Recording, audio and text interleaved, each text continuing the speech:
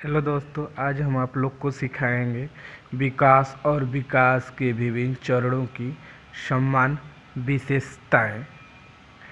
देखिए दोस्तों, ये बीपीएड एमपीएड वाले छात्राओं के लिए सबसे महत्वपूर्ण है। मानव आवृत्ति की प्रक्रिया गर्भ अवस्था से एक निश्चित काल 18 से 20 वर्ष तक चलती है।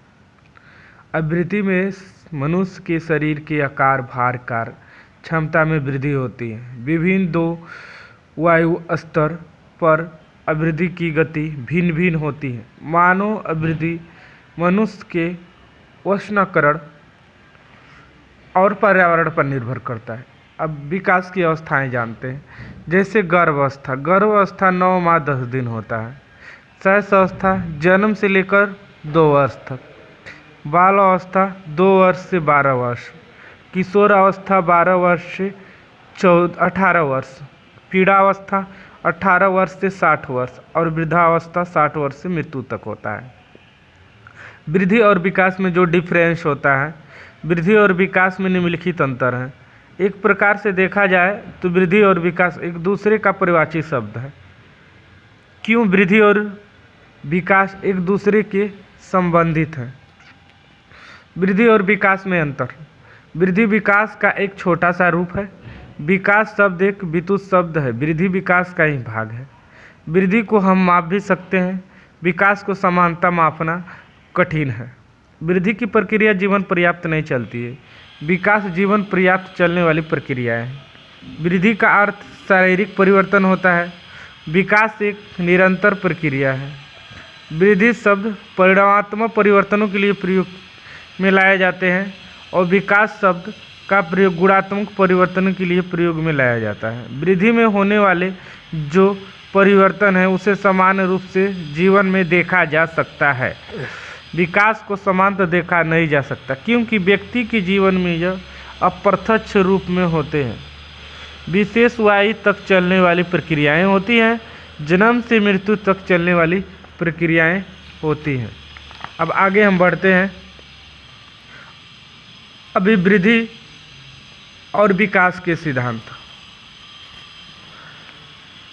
गैरिसन के अनुसार जब बालक विकास की एक अवस्था से दूसरी अवस्था में जाता है या प्रवेश करता है, तब हम उससे कुछ परिवर्तन देखते हैं। अध्ययनों ने सिद्ध कर दिया कि ये परिवर्तन निश्चित सिद्धांतों के अनुसार होते हैं। इन्हों को विकास के सिद्धांत के नाम से जाना जाता है, जैसे निरंतर विकास का सिद्धांत, गति का सिद्धांत, क्रम का सिद्धांत, दिशा का सिद्धांत, एकीकरण का सिद्धांत, परस्पर संबंध का सिद्धांत, विभिन्नताओं का सिद्धांत इत्यादि।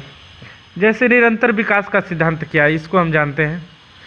इस सिद्धांत के अनुसार विकास की प्रक्रियाएं अविराम गति से निरंतर चलती रहती है, पर यह गति कभी तीव्र और कभी मंद होता है, यानी कभी अधिक तेज हो जाता है, कभी धीमी हो जाती है। उदाहरण के तौर पर माना जाए तो प्रथम 3 वर्ष में बालक की विकास की प्रक्रिया बहुत तेज़ी से होती है और उसके बाद धीरे धीरे मंद पड़ जाती है। विकास की विभिन्न गति का सिद्धांत। इंग्लैस और हाईलैंड ने इस सिद्धांत का एकीकरण करते हुए लिखा, विभिन्न व्यक्तियों की विकास की गति में भिन्नताएं होती हैं और यह विभिन्नता विकास के संपूर्ण काल में यथावत बनी रहती है। एकीकरण का सिद्धांत। विकास में पूर्ण से अंगों की ओर और अंगों से पूर्ण की ओर गति निहित रहती है। विभिन्न अंगों का एकीकरण गतियों की सरलता को बनाए रहता है। आप जानते हैं मनुष्य की आयु के आधार विकास की अवस्थाएं। जैसे गर्भावस्था। गर्भावस्था से लेकर जन्म तक की अवस्था होती है। इस चरण में शरीर के अंग विकसित होने लगते हैं। इस अवस्था पर विकास तेजी से होता है। 6 हफ्ते उपरांत भ्रूण अवस्था शुरू हो जाती है, जिससे विकास की गति तेज होने के साथ साथ वजन बढ़ता जाता है, पर विकास तेजी से होता है। शिशु अवस्था 0 से 2 वर्ष। इन्फेंसी लैटिन शब्द है जिसका अर्थ बोलने में असमर्थ होना होता है। इस अवस्था में विकास की दर सामान्य लगातार रहती है। बाल्यावस्था 3 वर्ष से लेकर वीर्य या रौद्र की उत्पत्ति शुरू होने की अवस्था बाल अवस्था कहते हैं। यह अवस्था लड़कियों में पहले और लड़कों में बाद में आती रहती है। बाद आता है। बाल अवस्था को 3 भागों में बांटा गया है। प्रारंभिक बाल अवस्था, मध्य बाल अवस्था और अंतिम बाल अवस्था। किशोरावस्था ये 13 से 14 वर्ष से लेकर 18, 19, 20 वर्ष तक बच्चों में पाया जाता है। एंडोलेसेंस नामक शब्द लैटिन भाषा से लिया गया है जिसका अर्थ परिपक्व होना होता है। यानी यह किशोरावस्था 3 भागों में भी बांटा गया है। प्रारंभिक प्रौढ़ अवस्था 19 से 40 वर्ष, फिर मध्य, इसके बाद फिर अंतिम, जो 66 से स्तनोत्पत्ति की क्षमता समाप्त होने तक की अवस्थाएं होती है। इसी के साथ अपने बाड़े को विराम देता हूँ। जय हिंद, जय भारत। यदि वीडियो आपको अच्छी लगे तो हमको कमेंट कर बतलाइए इसके बाद आपको किस सब्जेक्ट का हम वीडियो डालें। जय हिंद, जय भारत।